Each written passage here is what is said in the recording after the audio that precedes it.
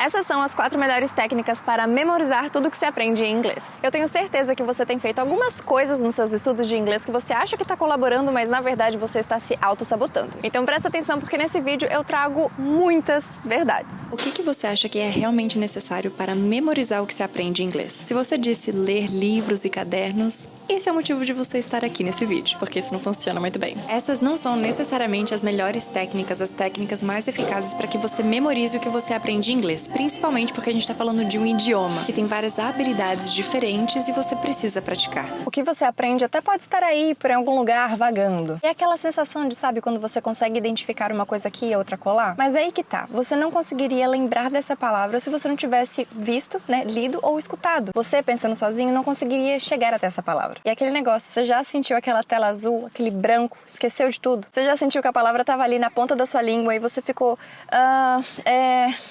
como que é mesmo? Prazer, eu sou a Camille Vilela, professora de inglês há 7 anos, moro aqui em Los Angeles há 5 e também sou criadora do Fluency Factor. Se você ainda não se inscreveu, aproveite esse momento para fazer exatamente isso. Se inscreva, deixa o seu joinha e também ative o sino de notificações para você não perder nenhum vídeo aqui do canal. Então vamos lá, para mudar todo esse esquecimento, tem 2 coisas que a gente tem que pensar. Primeiro, nós precisamos estudar de forma mais eficaz e para isso eu criei uma playlist aqui no canal para vocês, eu vou deixar aqui na descrição. E segundo, nós precisamos criar um mapa mental que você não precise usar o GPS o tempo inteiro.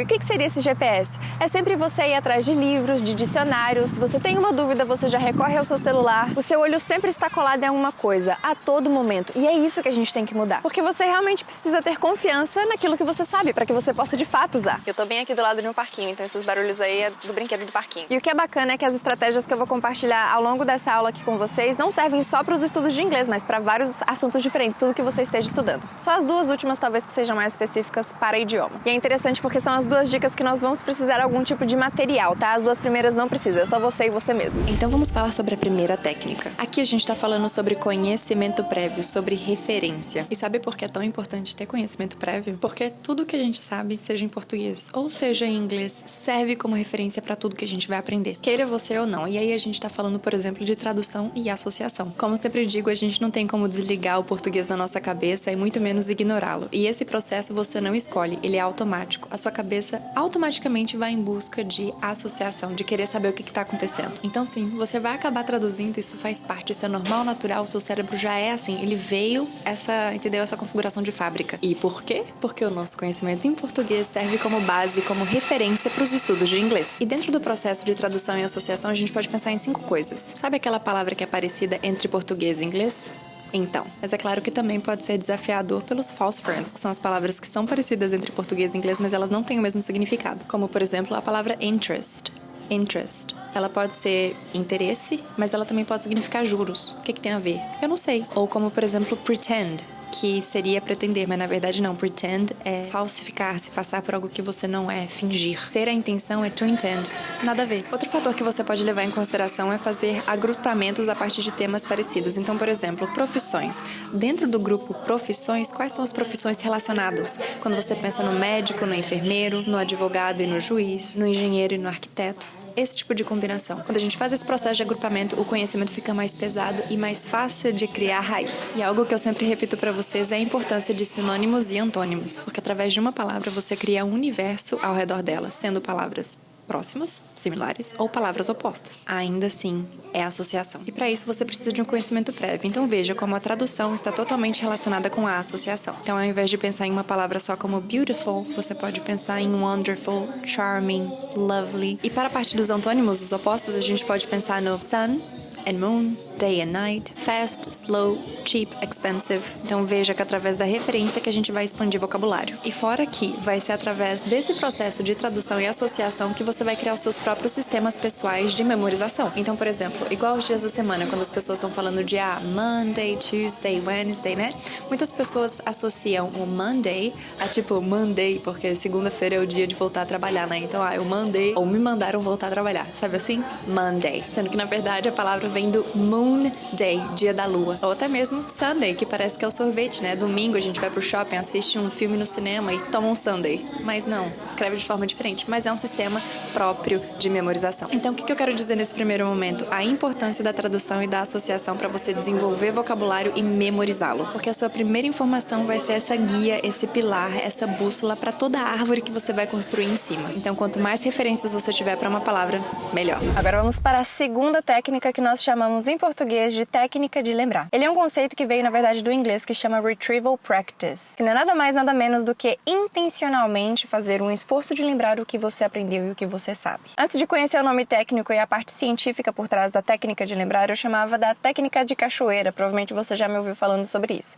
Que é basicamente a ideia de, imagina que a gente vai para uma cachoeira que a gente nunca foi antes. A gente meio que vai dando uma carpinada, vai abrindo mato, vai dando um jeito, né? A gente não sabe direito o melhor caminho, o caminho mais rápido, mas a gente sabe onde a gente quer chegar. Então a gente faz muito esforço no primeiro momento para fazer essa trilha pela primeira vez. Na segunda vez que a gente vai para essa cachoeira, já tá um pouco mais fácil, né? Porque o caminho já tá aberto. Mas mesmo assim, ainda tem um monte de galho, tem um monte de coisa na frente, que faz com que ainda você demore um tempo para chegar lá. Na terceira vez, na quarta, na quinta, quanto mais vezes você vai até essa cachoeira, mais o caminho fica limpo, mais rápido você chega e mais você conhece tudo. E a técnica de lembrar é exatamente isso. Quanto mais vezes você for até o conhecimento, de formas diferentes, associando com coisas diferentes, mais rápido você vai lembrar dele, ou seja, você não vai esquecer. Eu tenho me interessado e estudado cada vez mais sobre processos de aprendizagem. E um dos livros dentro dessa minha pesquisa tem sido esse aqui. Faça cá. Esse aqui, Make It Stick. Que traduzido para o português seria Faça Colar ou Faça Grudar, que fala sobre o processo de aprendizagem. E uma das coisas que os autores desse livro aqui mais reforçam é que a qualidade da nossa memorização depende completamente da nossa intencionalidade com os estudos. E principalmente quando a gente se esforça a lembrar do que a gente vê, se questiona sobre o assunto que a gente tem contato e tenta sempre ao máximo conectar os pontos. Ou seja, eu vou repetir aqui, nada melhor para o seu processo de aprendizagem do que você intencionalmente querer lembrar do que você aprende. E claro, assim como eu falei, existem várias formas diferentes de fazer isso, mas aqui para esse vídeo eu vou fazer só 3. Se você quiser saber mais, tem que ler esse livro aqui. Ou não, né? Se vocês quiserem, em outro momento eu posso trazer mais dicas. Então aqui vão 3 formas para você aplicar a Retrieval Practice, que é a técnica do lembrar.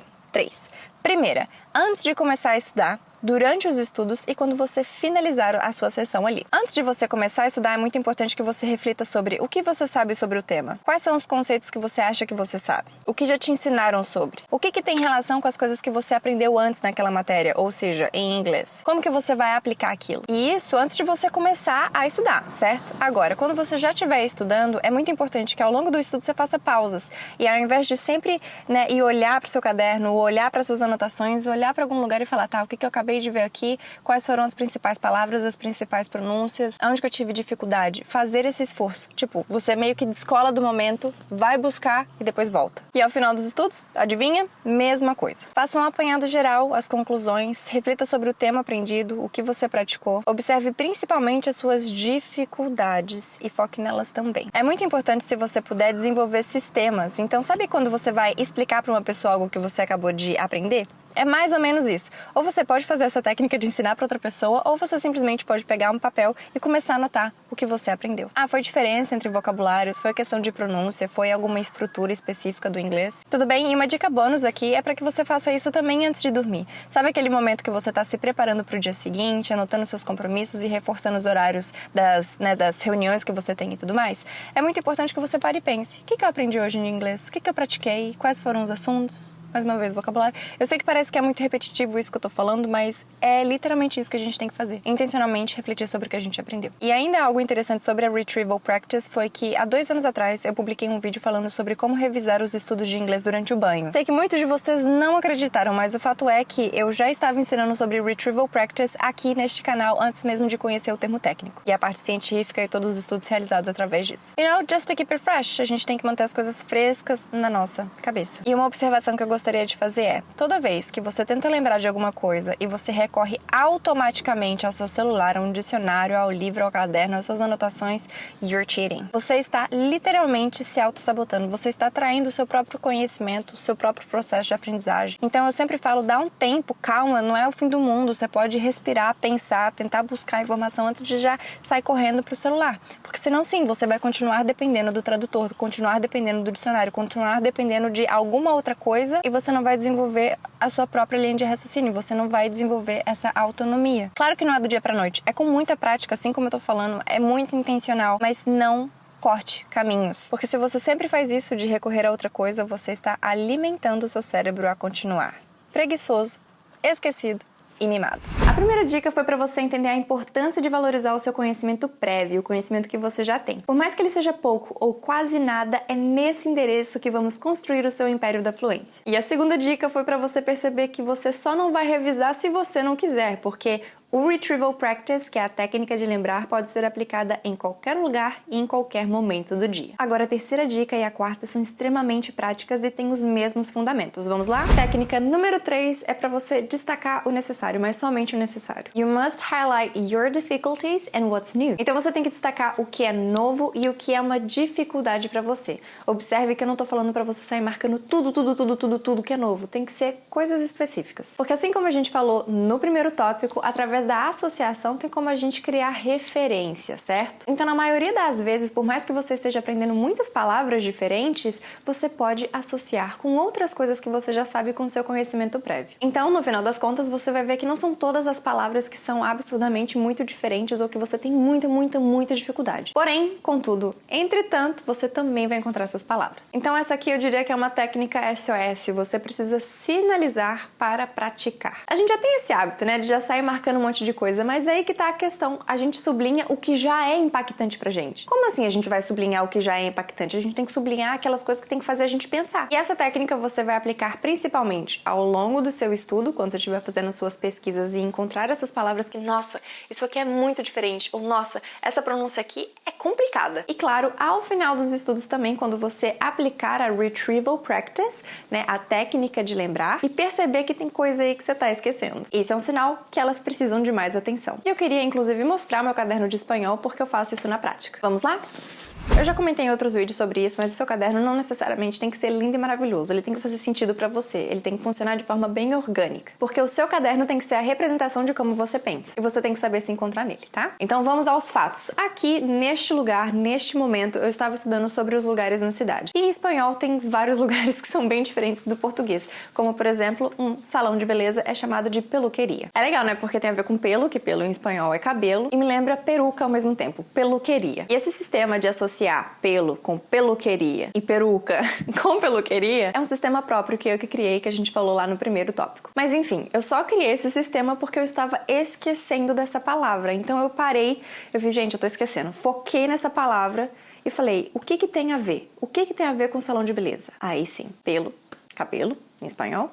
E peruca associa com peluqueria. Mesma coisa para fontaneiro, que é encanador, plumber, né? Falei, gente, o que tem a ver fontaneiro? Aí eu pensei em fonte de água, fontaneiro é o encanador. Entendeu? Esse sistema só você vai saber, só você vai criar, é você que vai trazer essa referência para memorizar. Bom, e no meu caderno, se você for ver, tem várias marcações diferentes, você pode usar cores diferentes também.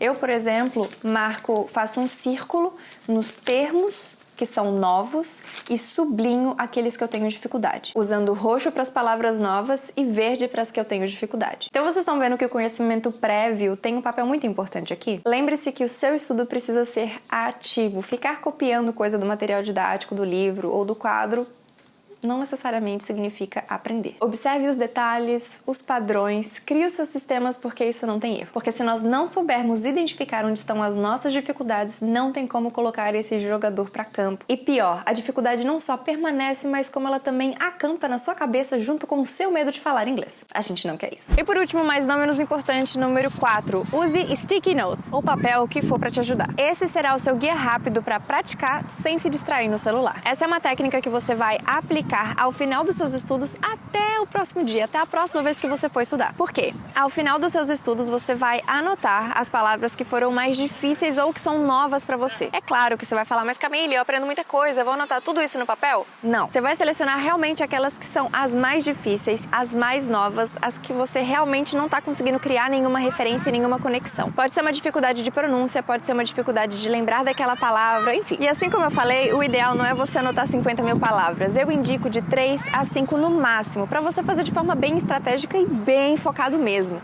Porque se a gente coloca muitas palavras, no final das contas a gente não vai praticar todas. Em inglês nós chamamos isso de doable, quando é plausível de realização, quando é realmente possível da gente fazer. É o que a gente chama de uma boa meta, uma meta realizável. E o que é importante destacar é que você não vai usar a palavra solta, no post-it, vai ser uma frase, você precisa de uma referência, lembra? E aí o que você vai fazer? Você vai colocar essas frases no seu celular, na sua capinha, que nem eu fiz aqui. Vocês sabem, eu tô estudando espanhol, então eu realmente tô fazendo isso que eu tô falando aqui pra vocês. Então você vai escolher de 3 a 5 palavras e você tem que ter em mente quantas palavras estão nesse post-it. Porque a ideia é que você coloque em prática o Retrieval Practice. Então, palavras selecionadas, frases montadas, post-it colocado no celular. E agora? Agora você tem que se esforçar ao longo do dia em lembrar quais foram as palavras que você anotou, as frases de exemplos, e não só isso, você também vai tentar criar novas frases. É assim que você vai aprender novas palavras de verdade. Então é simples, você escolhe as palavras, as frases e fica tentando ao longo do dia lembrar quais são e criar frases com elas também. É como se você estivesse brincando, é um desafio que você tem ao longo do dia. Sabe o que é mais bacana? Vai ser desse jeito que você vai conectar o seu conhecimento prévio com um novo conhecimento. Quando você aplica de forma bem específica e bem pontual, sem querer abraçar o mundo inteiro. É aqui, agora, 3 palavras, 5 palavras, é isso aqui. No próximo dia, a gente pensa em novas opções. E fica uma dica bônus aqui pra você. Você pode guardar esses post-its e aí no final da semana você faz uma revisão com eles. E aí, essas dicas fizeram sentido? Porque elas são atividades e comportamentos que realmente vão fazer a sua cabeça pensar. E é o que a gente chama de mindful learning. Active learning é quando você toma as rédeas do seu próprio processo de aprendizagem. E eu acho que não tem nada mais libertador do que isso. Primeiro, alcançar a fluência no inglês e segundo, saber como aprender, saber como estudar. Você só tem a ganhar sendo 100% intencional nos seus estudos. E é praticando e buscando o que já sabe que você memoriza. Não tem hack, não tem diquinha, não tem poção mágica, não tem como eu fazer isso aqui, e absorver o conteúdo, entendeu? E nesse sentido, assim como eu sempre falo, é muito parecido também com os exercícios físicos. Para construir fibra, quem pegou a referência, pegou a referência. Tem que fazer esforço, mas é claro que o seu esforço no inglês não é fazendo careta e levantando peso, não. Às vezes vai ser muito mais como um silêncio, uma pausa, um respiro, um golinho na água, entendeu? Aqui, Nesse sentido, nada melhor do que o olho fechado ali, uma pequena respiração para lembrar do que você sabe. Agora que você sabe como memorizar o que você aprende, que tal aprender a como organizar e manter um caderno de inglês? Eu vou deixar um vídeo aqui para vocês. Eu acredito que eu tenho que fazer uma versão atualizada 2.0 desse vídeo aí, porque eu tô aplicando tudo isso no meu caderno de espanhol, Então eu tenho como mostrar na prática o que eu quis dizer nesse vídeo. Então se você é a favor de uma versão 2.0 desse vídeo de como manter e organizar um caderno de inglês, deixa aqui embaixo que eu quero saber. O que vocês acham? E caso você ainda não tenha se inscrito aqui no canal, eu não vou falar nada. Se inscreva, deixa o seu joinha e também ative o sino de notificações para você não perder nenhum vídeo, nenhuma aula, nenhum ao vivo, nada. E claro, qual é a sua dúvida? Qual a sua sugestão? Deixa aqui embaixo porque eu sempre leio os comentários e o seu comentário pode virar uma aula por aqui. Combinado, guys? Thank you so much for coming and I hope to see you on the next one. Bye! Para finalizar os seus estudos, ela tá bem, gente, ela só tá se divertindo. Eu quero segurar o vento. Ai, gente, que lindo cafezinho. O trem passando. Claquete. Técnica de lembrar. Não é de pensar, não.